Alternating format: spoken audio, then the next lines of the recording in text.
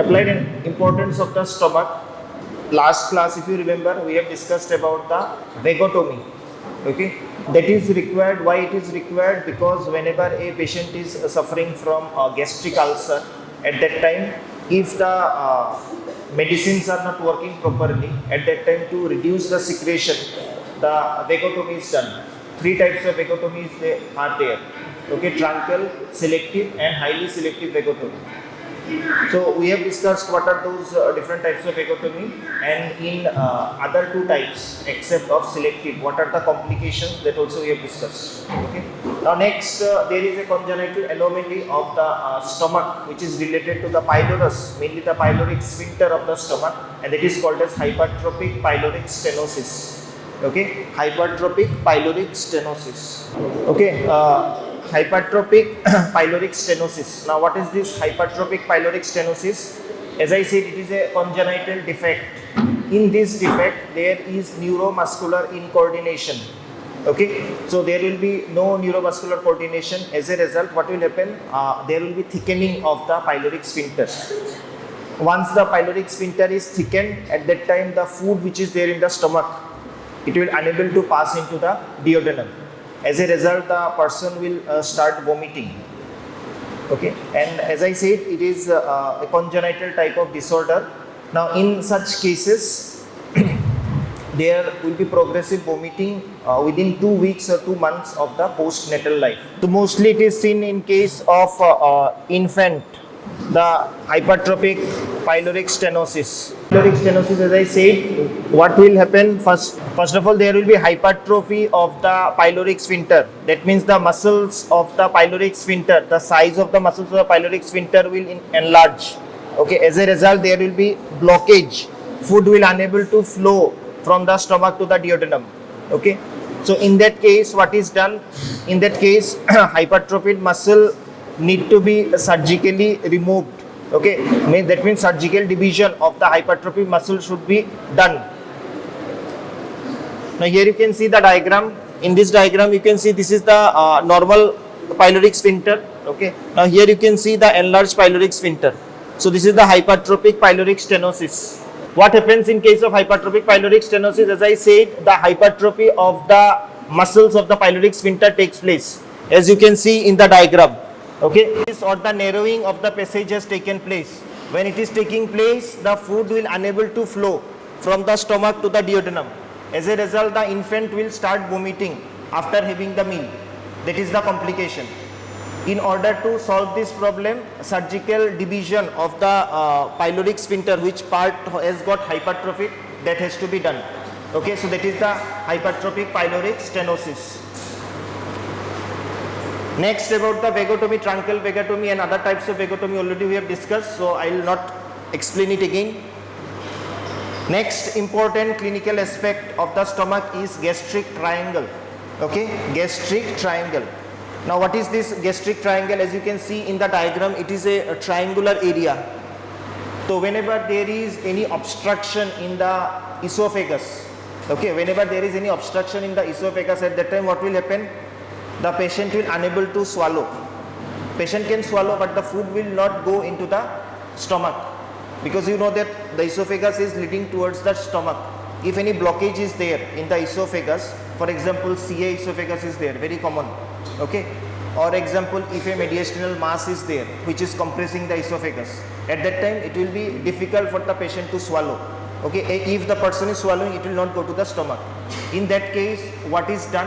In that case, a procedure is done that is called as gastrostomy, or also called as feeding gastrostomy. So a tube is inserted directly into the stomach, and that is called as PEG tube, percutaneous endoscopic gastrostomic tube. Okay, through the tube, the food or the electrolytes or the water, whatever is required, it is given. Okay, now when the tube is inserted, how it will be inserted? It will be inserted through a particular area, and that is called as gastric triangle. Okay, that is called as gastric triangle, as you can see in the diagram. So gastric triangle is a area of the stomach which comes in contact with the anterior abdominal wall directly. That means in that area other structures are not there. That's why it can be pierced. Okay, now you can see the boundaries. On the right side you can see the lower border of the liver is present. Left side, left costal margin is there, and below the transverse colon is there. So in between this, the area which is present, that is the gastric triangle. Okay, what is the utilization of the gastric triangle? As I said, during the time of esophageal obstruction, okay, a tube is introduced into the stomach through this particular place, okay, and that is called as gastrostomy operation, or it is also called as feeding gastrostomy. Now here you can see the PEG tube which is inserted. Okay, you can see this particular area, normal anatomy.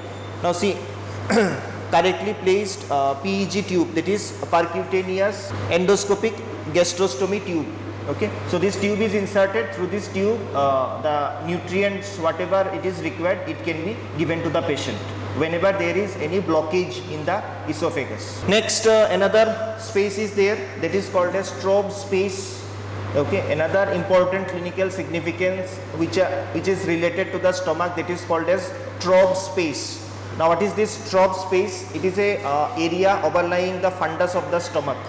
Okay, so it is a small area which is situated over the fundus of the stomach, and it is dull in percussion. That means whenever the examination is done, at that time the sound which is coming from that particular area, it is dull in percussion, okay, in tapping. Now there are some pathologies. In that case, the dull note or the dull sound will not be there. Okay, why dull sound is there? Because we know that mostly inside the fundus of the stomach, air is present. Okay, now I am not talking about the cadaver. In normal human being, mostly in the fundus of the stomach, air is present. Air is present. So that's why it is dull in percussion. Now there are some pathologies during that the percussion node is absent. Okay, now you can see this is the Trobe space which is situated over the fundus of the stomach, and you know the parts of the stomach, right? Now if you see the boundary above the lower border of the lung, so above you can see this is the lower border of the left lung, below the left costal margin, so this is the left costal margin. Right side you are getting the lower border of the left lobe of the liver, okay, left lobe of the liver, okay, and left side is the spleen, okay, on the left side spleen is present. So in between this, the area which is there, that is called the Trobe space. Now what is the important clinical significance? As I said, normally it is dull in percussion, but if there is obliterated due to the enlargement of the liver, spleen, or pleural effusion.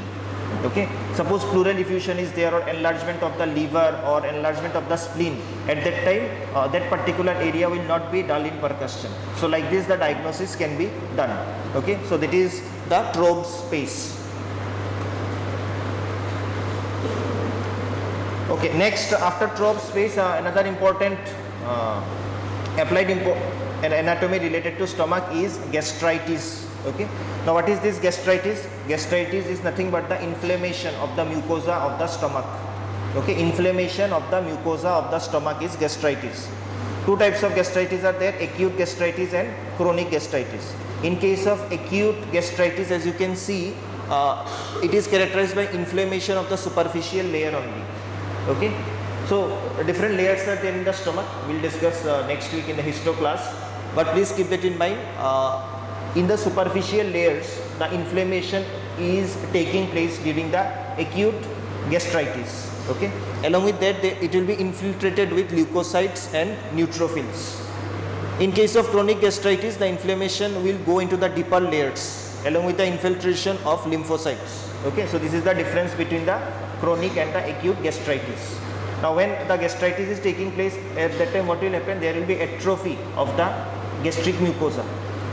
Okay, so from normal mucosa, gastric mucosa, atrophy will take place. That means the shrinkage of the gastric mucosa will take place. Along with that, the gastric juice which is secreted by the stomach, that will also get reduced. As a result, that will affect the digestion. Okay, so whenever this gastritis is taking place, at that time what will happen? Atrophy of the gastric mucosa will take place with loss of chief cell and parietal cells of the gland. Okay, so these are the important cells which are present in the gastric glands of the stomach, which are responsible for various secretions. Okay, so therefore the secretion of the gastric juice will be decreased. When it is decreased, then what will happen? The digestion will be hampered. Now here you can see these are the various causes of gastritis.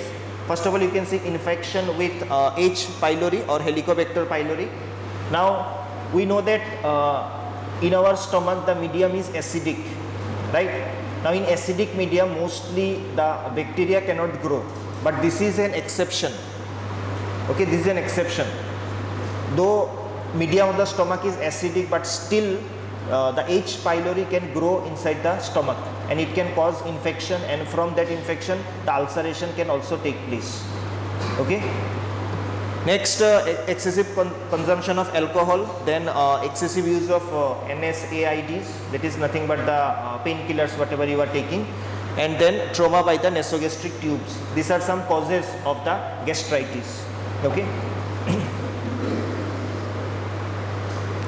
Next is the peptic ulcer. So I hope everyone you have heard about the peptic ulcer. Yes, so what is this exactly, the peptic ulcer? So ulcer means the erosion of the surface of any organ. Okay, ulcer means the erosion of the surface of any organ due to shedding of inflamed necrosed tissue that is lining the organ.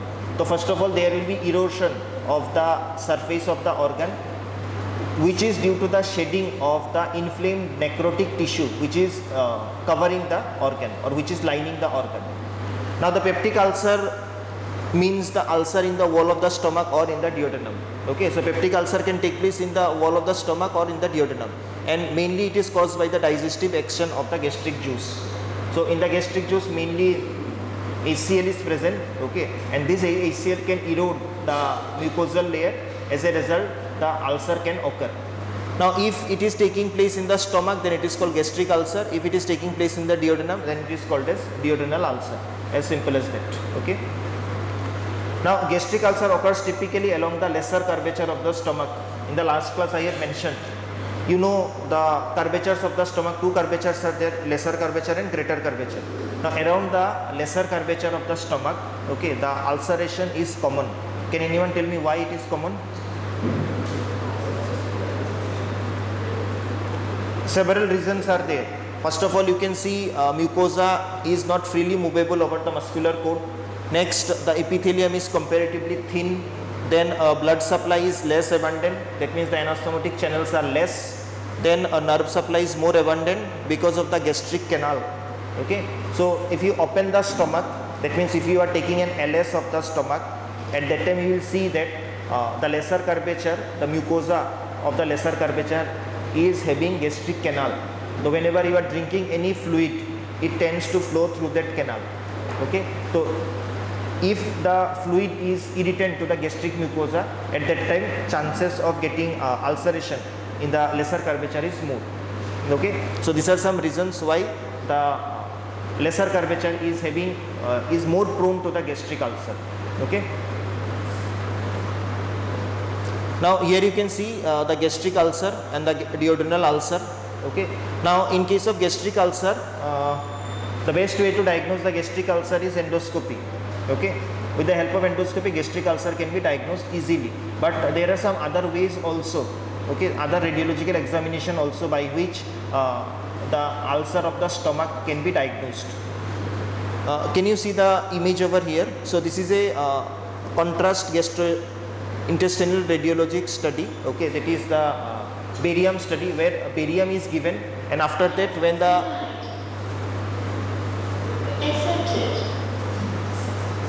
so here you can see this is a barium study. Okay, so it is a special radiographic examination where barium sulfate is given orally. Okay, barium sulfate is given orally, and after that X-rays are taken. Now in that case, if the ulcer is there, at that time it can be diagnosed very easily.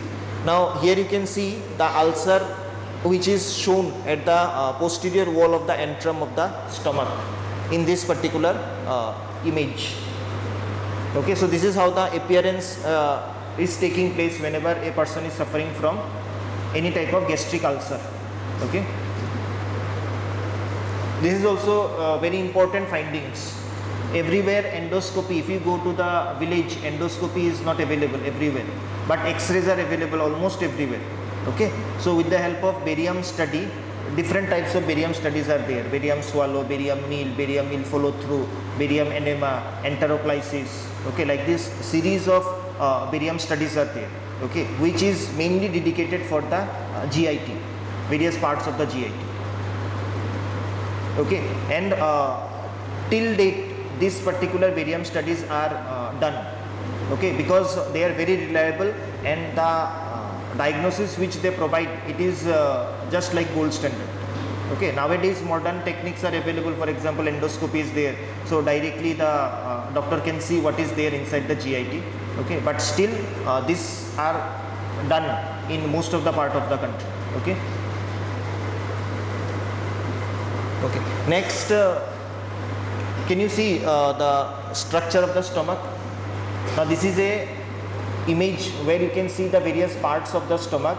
Okay, that also after giving the barium sulfate orally. Now here you can see this is the body, this is the antrum, this is the duodenal cap, and then the duodenal starts, and here you can see the pyloric sphincter also. Okay, now here you can see the fundus which is there. Okay, it is totally black. Why it is totally black? Because air is present in the fundus. Doesn't matter whatever you are eating, okay, how much you are eating, the fundus will be filled by gas always. It is normal. Okay, so this is the appearance. That means whenever you are doing the barium studies, this will be the appearance of the stomach. Okay, next the gastric carcinoma which is there mainly occurs along the greater curvature. Okay, gastric carcinoma mainly occurs at the greater curvature. Okay, now when the gastric carcinoma is occurring, the lymphatic drainage is very important in that case. Why? Because the metastasis is taking place through thoracic duct, okay, into the supraclavicular lymph node, and at that time the supraclavicular lymph node will get enlarged, and that condition is called as Trozier sign. Okay, that means when a person is suffering from carcinoma of the stomach, mainly of the greater curvature, okay, the metastasis is taking place through thoracic duct. Okay, now when it is taking place through the thoracic duct, the supraclavicular lymph node used to get enlarged. Okay, so that is the sign, and that sign is called as Trozier sign. Okay, now these lymph nodes are also called as signaling lymph nodes. The carcinoma of the stomach spread into the esophagus. That means it can go to the supraclavicular lymph node, which is a signaling nodes, and this is also called as Trozier sign. Next, the carcinoma of the stomach can go to the esophagus. Okay, why it can go to the esophagus, we'll see, but there is one important point, that is the carcinoma of the stomach can go to the esophagus, but it can't go to the duodenum. After stomach, we know that directly duodenum starts. After pyloric sphincter, duodenum will start. Okay, but the carcinoma of the stomach can go to the esophagus, but it can't go to the duodenum. Okay, as you can see, the lymph nodes are called signal lymph node. The carcinoma of the stomach may spread into the esophagus, but does not extend easily into the duodenum. Okay, why it is not going to the duodenum? Because the cardiac orifice, the gastric and the esophageal lymphatics are continuous. Okay, that means at the cardiac orifice or the cardiac opening, the lymphatics of the esophagus and lymphatics of the stomach are continuous with each other. Okay, which is not continuous in case of duodenum. Okay, at pyloric orifice, gastric lymphatics are rarely communicating with the lymphatics of the duodenum. Okay, next, circular muscle of the stomach is not continuous with the corresponding muscle of the duodenum. Okay, so in case of stomach, smooth muscle fibers are there, so those circular muscle fibers are not continuous with the muscle fibers of the duodenum. Okay, so these are some reason why the carcinoma can spread into the esophagus, but it cannot spread into the duodenum from the stomach. Okay, so these are the points from which you can expect some questions in the exam. Okay, so that is all about the stomach, applied anatomy of the stomach. Now next, after the stomach, you know small intestine is there. Okay, so what do you know about the small intestine? Have you seen the coils of the small intestine in the cadaver after removing the greater omentum? Yes. Then have you noticed how it is oriented in the cadaver? Okay, today I hope you are having dissection. So whenever you go to the dissection hall, I will request everyone to see how it is oriented, because once it is taken out for the study, you will not understand, because the coils of the jejunum and the coils of the ileum, how they are placed, okay, into the abdominal cavity. Please see the orientation, okay, because directly by looking at the coils of the jejunum and ileum, it is very difficult to identify which are the coils of jejunum and ileum. Of course, identifying features are there, okay, both microscopically and macroscopically, but just see the orientation, how it is present, okay, and then see the duodenum, how the duodenum is situated, where it is situated, okay. So today we will not discuss about the jejunum and ileum. Straight forward I will go to the duodenum, okay. So small intestine, as you know, it is the longest part of the digestive system, okay, approximately 6 meter, and from where to where it is extending? It is extending from the pylorus of the stomach to the ileocecal junction. The extent of the small intestine is the pylorus of the stomach to the ileocecal junction. Ileocecal junction means the junction between the ileum and the cecum. Cecum is the first part of the large intestine, okay. So that is the extent of the small intestine, okay, and as you know, it is consisting of 3 parts: duodenum, jejunum and ileum. And what is the main function of the small intestine? What is the main function of the small intestine? Complete the digestion of the food and allows the absorption of the food. This is the main function of the small intestine, okay. Now here you can see the parts of the small intestine, okay. So here you can see the stomach. After stomach, so this is the duodenum, okay. Once the duodenum is terminated at duodenojejunal flexure, then the jejunum starts. So these are the coils of the jejunum, as you can see, and these are the coils of the ileum, okay. So as I said, please go and see how the orientation are taking place in the cadaver, especially for the coils, okay, because the duodenum is not in the form of coil, but jejunum and ileum, they are in the form of coil. Now though you have studied the peritoneum, so I hope you know that the most of the part of the duodenum, okay, most of the part of the duodenum is intraperitoneal. What is the meaning of intraperitoneal?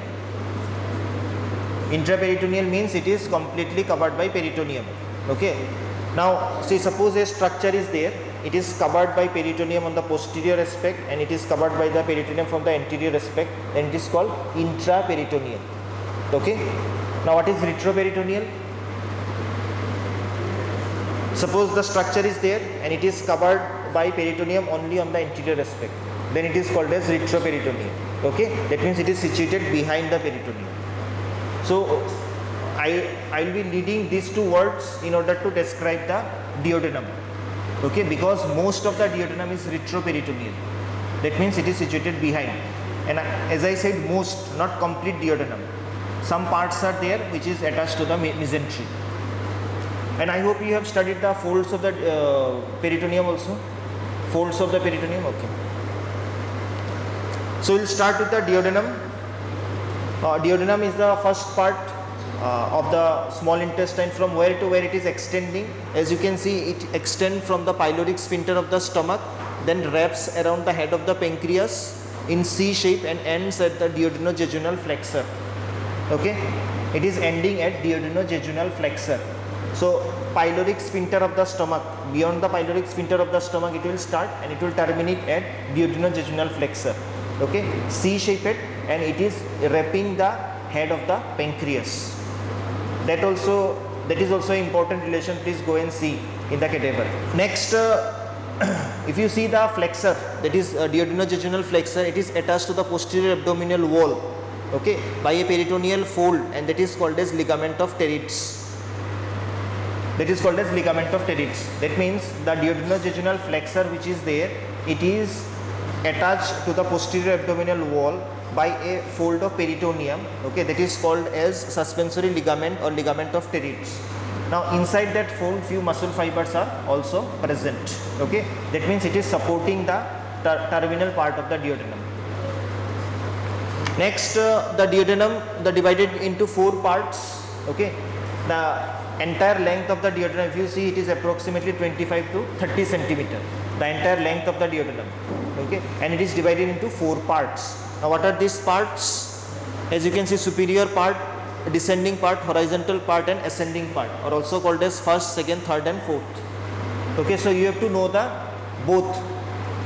You can't write first, second, third. Along with that you have to write. Now why it is like this? Because these are the parts. Okay, the direction of those particular parts are accordingly set. That's why it is mentioned like this. Okay, the first part is the superior part. Okay, so it is going superiorly. Next one is coming down. That's why it is the descending part. Third part is horizontal. Okay, third part is horizontal, and again fourth part is ascending. That's why the names are like this. Okay, and along with that first, second, third, fourth. Now if you see the duodenum, as I said, C-shaped, and this particular C-shaped is wrapping the head of the pancreas. So head of the pancreas is present in the C-shaped loop of the duodenum. Okay, now here you can see the duodenum. So this is the superior part, or also called as the first part. Now this is the descending part, or also called as the second part. This is the horizontal part, or also called as the third part, and this is the ascending or the last part or the fourth part. Okay, now here you can see the duodenum is terminating and the jejunum is beginning. So this particular area is supported by suspensory ligament of Terets, which is attached to the posterior abdominal wall. Okay, mainly it is a fold of peritoneum, but inside that you can see some muscle fibers are there. Okay, next if you see the vertical extent of the duodenum, if you see the vertical extent of the duodenum inside the abdomen, it is extending from L1 to L3. That means first lumbar vertebra to third lumbar vertebra. It is the vertical extent of the duodenum. Okay, now over here you can see this particular part, that is the third part, is the longest part of the duodenum. Okay, third part, the horizontal one, it is the longest part of the duodenum. Now previously I have mentioned that entire duodenum is not retroperitoneal. Most of the duodenum is retroperitoneal. Now some parts of the duodenum are attached to peritoneum. First part, few centimeter of the first part and few centimeter of the last part or the fourth part. Okay, it is attached to the mesentery, or it is attached to the peritoneum. Okay, that's why these are not retroperitoneal. Remaining entire is the retroperitoneal. Okay, now can anyone tell me why duodenum is retroperitoneal? What is the importance? Means what is the significance behind the duodenum? Because entire jejunum, entire ileum is intraperitoneal, covered by peritoneum. That means they are having mesentery. But in case of duodenum, it is not there. It is not like this. Can you tell me why? In case of duodenum, it is retroperitoneal. But if you see the other parts of the intestine, small intestine, they are intraperitoneal. The main reason is, first of all, you have to understand the concept of the peritoneal folds. Why these peritoneal folds are present? The peritoneal folds which are there, you know that peritoneal cavity is there. Inside the peritoneal cavity, peritoneal folds are there which are suspending the viscera. Why? No, why it is required? So this is also there, but this is not suspended by the viscera. See, most of the visceral organs which are present inside the peritoneal cavity, okay, they are continuously moving. Okay, movement is taking place. Now, in order to give proper nerve supply, blood supply, the peritoneal folds are helping. Okay, they will go and give the nerve supply, blood supply. Instead of peritoneal fold, that cannot be done properly. Okay, now in case of duodenum, the peritoneal folds are absent, and because the movement is very less in case of duodenum. Why? Because in the posterior medial wall of the duodenum, okay, two openings are there, minor duodenal papilla and major duodenal papilla. Okay, inside that, what is opening? Main pancreatic, accessory pancreatic duct and ampulla of Vater, where common bile duct and the main pancreatic duct is opening. Okay, so in that case, if continuous movement is taking place, then the conduction of those bile pancreatic juice will be problematic. Okay, that's why it is kept retroperitoneally behind the peritoneum. That is the reason. So here you can see the parts of the duodenum. 4 parts are there, and along with that you can see the length of each and every part. Okay, next the parts one by one. The first part of the duodenum begins as the continuation of the duodenum, okay, at the end of the pylorus. That means where the pyloric sphincter terminates. Okay, from there the first part of the duodenum begins. Okay, once the first part of the duodenum begins, how it will go? It will go laterally to the right side. First it will go lateral to the right side, then it will turn superiorly and posteriorly approximately 5 centimeter before making a sharp curve inferiorly into the superior duodenal flexor. So that is the direction of the first part of the duodenum. That means after pylorus of the stomach or after pyloric sphincter of the stomach, the first part of the duodenum starts. Once it is starting, it will go to the right side. Okay, as you can see, it goes to the right side. Next it will go superiorly, then posteriorly. Okay, superiorly, posteriorly, and then approximately after 5 centimeter it will take a sharp curve inferiorly, okay, at duodenal flexor, superior duodenal flexor. Okay, now let me show you the diagram. Now here you can see, so first of all, see, it is going superiorly and then posteriorly for 5 centimeter, and then it is making a sharp curve and then coming downwards. Okay, so this is the direction of the first part of the duodenum. First it will go to the right side, then superiorly and posteriorly for 5 centimeter.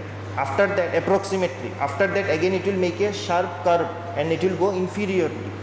Okay, now once it is making a sharp curve inferiorly, that is called superior duodenal flexor or the angulation. As you can see, superior duodenal flexor. Okay, this is the superior duodenal flexor, and then it is going downwards. So this is the direction of the first part of the duodenum. Okay, now it is also having an important clinical significance, the first part of the duodenum, because of its unique feature, because of its unique direction wherever it is changing. Now the first part of the duodenum, first few centimeters. So if you see the length of the first part, it is approximately 5 centimeter. Among them, first 2 to 3 centimeter is intraperitoneal. That means it is attached to the peritoneum, or peritoneal folds are attached. Okay. Next, though first part is there, now from here onwards things will get a bit difficult, but try to understand. For that you have to see the specimen, because duodenum various parts are there. Okay, and the length is approximately 30 centimeter. That's why there will be relations of the various structures. Okay, so some structures will be present around the first part of the duodenum, some will be on the second part. Okay, so the structure will keep on changing as you go from the first part to the last part of the duodenum. Okay, so you have to follow that. Now relation anteriorly, that's why I have asked you, have you seen the specimen of the duodenum? Okay, if not, please go and see the duodenum and try to see the structures which are present intact to understand the relations of the various parts of the duodenum. Okay, now before going to the relation, please keep that in mind. In case of abdomen, especially whenever you are discussing about the visceral organs of the abdomen, relation should be written in two types, or you can say two parts. What are they? First is the peritoneal relation and second is the visceral relation. Now in exam, if question comes that write important peritoneal relations of the stomach, or what are the important peritoneal relations of the stomach, at that time you can't write the structures present in the stomach band. Okay, that will be the visceral relation. Okay, so in case of peritoneal relation, means what are the folds of peritoneum or what are the ligaments of the peritoneum attached to that particular organ, that is the peritoneal relation. Okay, so please keep that in mind. In the exam, whenever the question comes, just see which type of relations are asked, whether it is peritoneal relation or whether it is visceral relation. Based on that you have to answer. Okay, and this is specially for the organs of the structures which are present in the abdomen, because we know that inside the abdomen only peritoneal cavity is there, where peritoneal folds are there. Okay. Next point, here I have not mentioned about the peritoneal relation. Why? Because it is retroperitoneal. In case of retroperitoneal organ, you don't have to mention about the peritoneal relation because it is situated in the peritoneum. Okay, so directly peritoneal folds are not attached to the parts of those particular organs. Can anyone name some retroperitoneal organs? One I have already given. No? Yes, kidneys. Kidneys are retroperitoneal organ. Okay. Next, in case of large intestine also I will show you there are some structures which are retroperitoneal. Okay, so here anteriorly liver and gallbladder are present, posteriorly common bile duct, portal vein, superiorly epiploic foramen, inferiorly pancreatic head. Okay, now here you can see this is the first part of the duodenum. Okay, so on the first part of the duodenum, this is the anterior aspect, so you can see the relations which are present anteriorly. Okay, as you can see, gallbladder is liver is there along with the gallbladder. Now here this is the posterior relation. On the posterior relation you can see bile duct will be there, then this is the gastroduodenal artery, portal vein. Okay, these are the structures situated posteriorly. Okay, now do you remember about the supraduodenal part, infraduodenal part of the common bile duct which we have discussed, retroduodenal part? We have discussed all those things, right? So at that time the relations whatever we have discussed, now see again same thing is repeating. So just correlate whatever we have discussed earlier, then only you can understand. Okay, next if you go inferiorly, then you can see the other parts of the pancreas will be there. For example, neck of the pancreas, uncinate process of the pancreas. Okay, so I will suggest you that whenever you are studying about the relation, the diagrams are important, and next whenever you are in the dissection hall, just see what are the structures present around that particular part. Okay, so suppose first part of the pancreas, this one duodenum is there. So what are the structures situated anteriorly that you have to see, what are the structures situated posteriorly that you have to see, and what are the structures situated on either side that you have to see. Okay, this is the how the relations of any structure is studied. Okay, especially the visceral relation. Okay, because if you try to by heart, I can guarantee you can't remember. That's why these particular diagrams are important, and as well as the cadaver, whatever you see in the dissection. Next, the second part of the duodenum. Now, second part of the duodenum begins at superior duodenal flexor. Okay, from the superior duodenal flexor, it will go downwards. That means from L1 to L3 or third lumbar vertebra, and then again it will make a turn. That is called inferior duodenal flexor, and then the third part will start. So from the superior duodenal flexor to inferior duodenal flexor, that is the extent of the second part of the duodenum. Okay, so once it is at the lower border of L3 or third lumbar vertebra, at that time what will happen? It will make a sharp turn medially, and then it will form an angulation, and that is called as inferior duodenal flexor. Okay, so I am talking about this particular part. So from superior duodenal flexor to inferior duodenal flexor. So this is the second part of the duodenum. Okay. Now second part of the duodenum is very special. Okay. Why it is special? Because if you study the internal structure, at that time you will come to know why it is special. The second part of the duodenum. Now in case of second part of the duodenum, again if you see the relation anteriorly, transverse colon and transverse mesocolon will be there. Posteriorly right kidney, right ureter. Superiorly liver, gallbladder. Inferiorly there will be loops of the jejunum. Laterally ascending colon, hepatic flexor, right kidney. Medially will be the pancreatic head. Now just see the diagram. Okay. Now this diagram is showing the anterior relation. This diagram is showing the posterior relation. Now you have to focus on which part? You have to focus on the second part of the duodenum. Forget about the first part. Now can you see the second part of the duodenum over here? Yes. So see, this is the second part of the duodenum. So here whatever structures are shown, mostly they are in front of the second part of the duodenum. Okay, as you can see in the diagram. Next, these are the areas which will be situated below the duodenum, second part of the duodenum, where you can see the loops of the intestine are present. Okay. Next, these are the structures which are situated posterior to the second part of the duodenum. Okay, as you can see, the right kidney is there, then right renal vessels are there, then some part of the right psoas major muscles are there. Okay, so like this you have to study. Okay, by looking at the diagram, what are the structures present posteriorly, what are the structures present anteriorly, and what could be situated below the second part of the duodenum. Okay, now one important thing about the second part of the duodenum, as I said, in the posterior medial wall, on the posterior medial wall of the second part of the duodenum, two openings are there. It is the minor and the major duodenal papillae, where the ducts are opening. Okay, which ducts? First will be the accessory pancreatic duct, and in the major duodenal papilla, common bile duct and the main pancreatic duct. Okay, these two ducts are opening. Okay, next third part of the duodenum. Now third part of the duodenum is horizontal and it is the longest part of the duodenum. Okay, जो third part होता है, it is the longest part and it is present horizontally. Now it begins from inferior duodenal flexor, passes transversely to the left and crossing the vertebral column. So if you see, the third part of the duodenum begins at the inferior duodenal flexor, passes transversely to the left and crossing the vertebral column.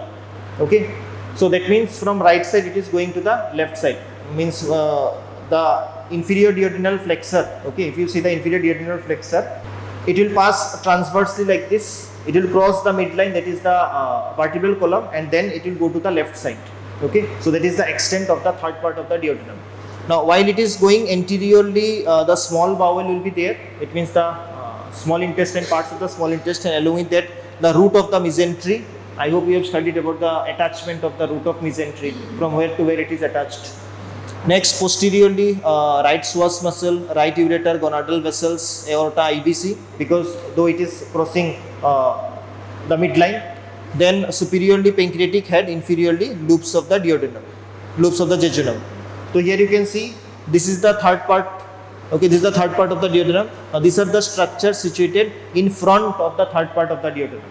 Okay, so this is the root of the mesentery, and along with that you can see the superior mesenteric vessels, that is the superior mesenteric artery and superior mesenteric vein. Okay, next these are the structures situated posterior to the third part of the duodenum.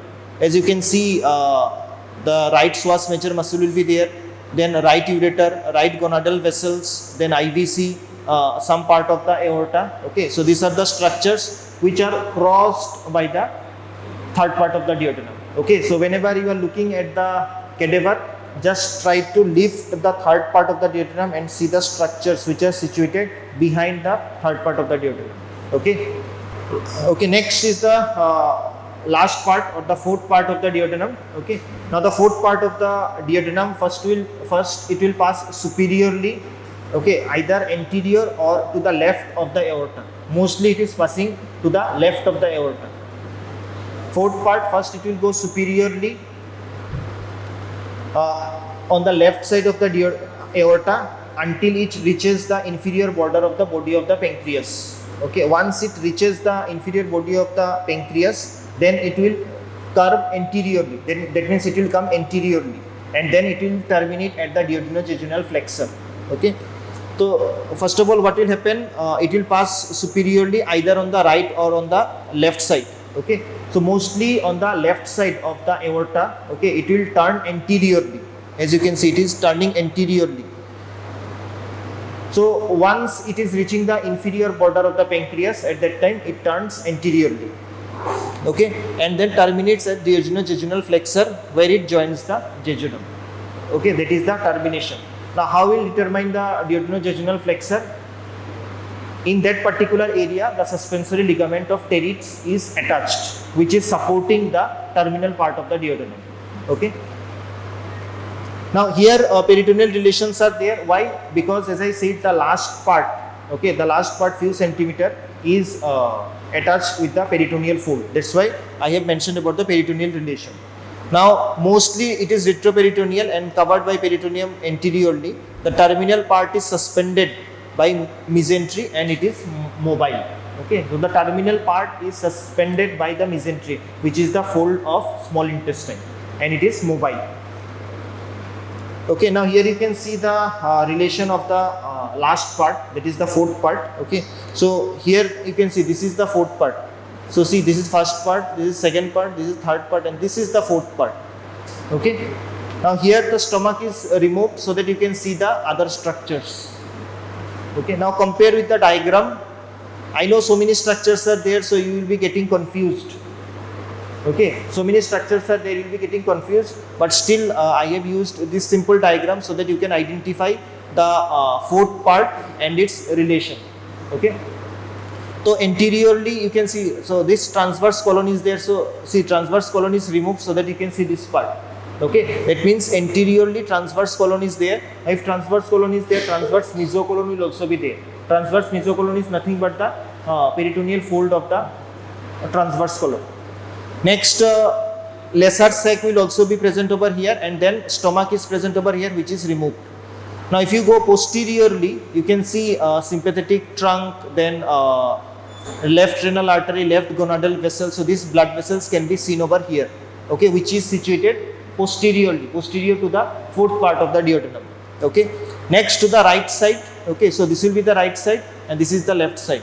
So on the right side you can see the upper part of the root of the mesentery, though it is coming like this, okay, and the left side you can see the left kidney easily, along with that left uterus, left ureter, and superiorly you can see the body of the pancreas. So this is how you have to study the relation, by drawing the diagram and understanding what are the structures situated all around.